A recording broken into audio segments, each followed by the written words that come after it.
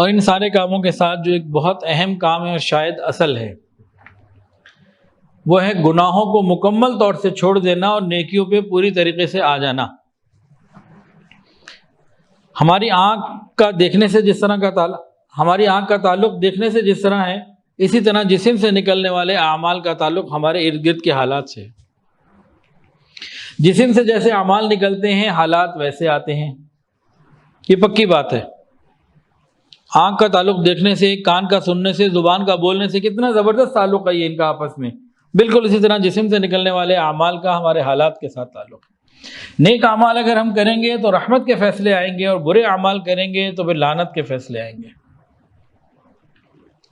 ظاہری اسباب میں مسلمانوں کے پاس پچھلی امتوں میں بھی، اس امت میں بھی مال و دولت، اسلحہ ہمیشہ کم رہا، غیروں کے پاس زیادہ رہا، لیکن مسلمانوں کو پچھلی امتوں میں بھی اور اس امت میں بھی ہمیشہ کامیابی ملی باطنی اسباب کی وجہ سے۔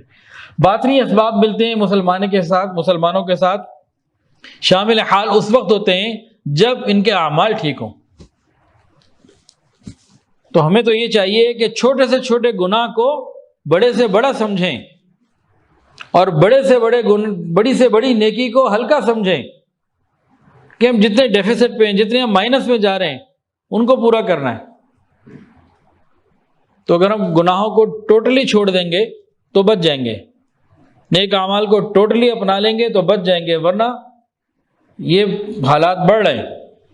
ایک آخری بات کر کے بس میں بات مکمل کرتا ہوں۔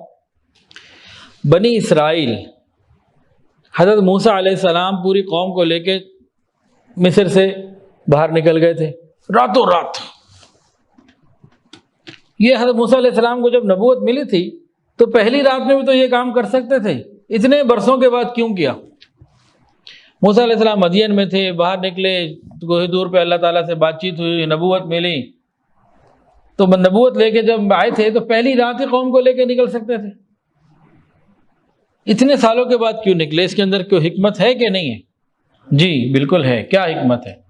بنی اسرائیل سینکڑوں سال کی غلامی کی وجہ سے بالکل ناکارہ ہو چکے تھے، اعمال میں زیرو ہو چکے تھے، ان کے اندر بہت ساری اخلاقی برائیاں جو آج ہمارے اندر ہیں آ چکی تھی۔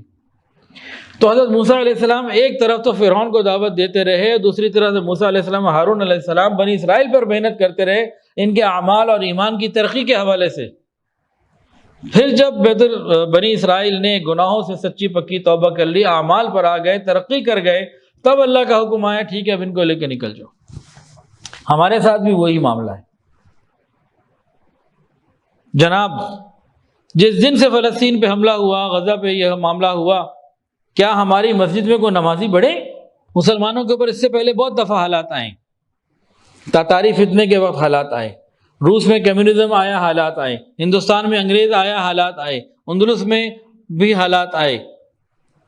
تو یہ پہلی دفعہ خلافت عثمانیہ جب ختم ہوئی تب مسلمانوں پہ حالات آئے۔ مسلمانوں پہ حالات یہ پہلی دفعہ نہیں آئے، پہلے بھی بہت دفعہ آئے، لیکن جب پہلے حالات آتے تھے مسجدوں کا رخ کرتے تھے، اب حالات آتے ہیں مسجدوں کا رخ ہی نہیں کرتے۔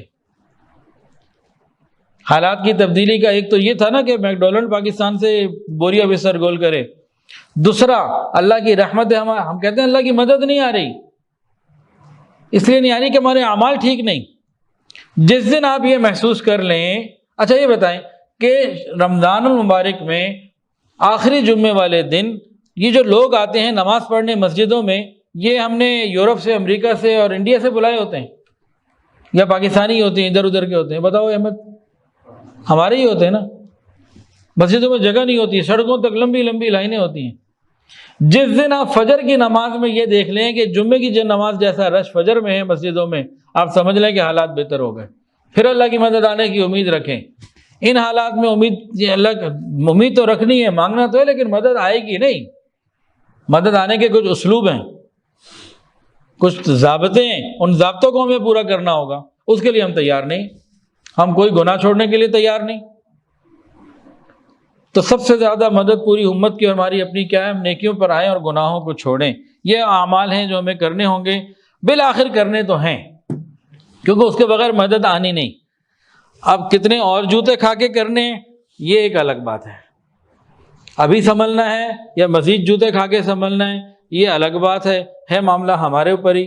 اور میں خود جب تک نیک نہیں ہوں گا، 2 نمبری میں چکر بازی میں تو ہم سب نے PhD کی ہوئی ہے۔ جب تک معاملات کی صفائی نہیں ہو، صرف نماز روزے کی بات نہیں، معاملات کی صفائی، سچائی، دیانتداری، دوسرے کی خیر خواہی، یہ جب تک نہیں آئے گی امت کے اندر، اللہ تعالیٰ کی مدد مسلمانوں کو نہیں مل سکتی۔ یہ ابھی اور رسوا ہوں گے، ابھی اور پٹائی ہوگی اگر یہ توبہ ہم نے نہ کی تو۔ اللہ ہماری حفاظت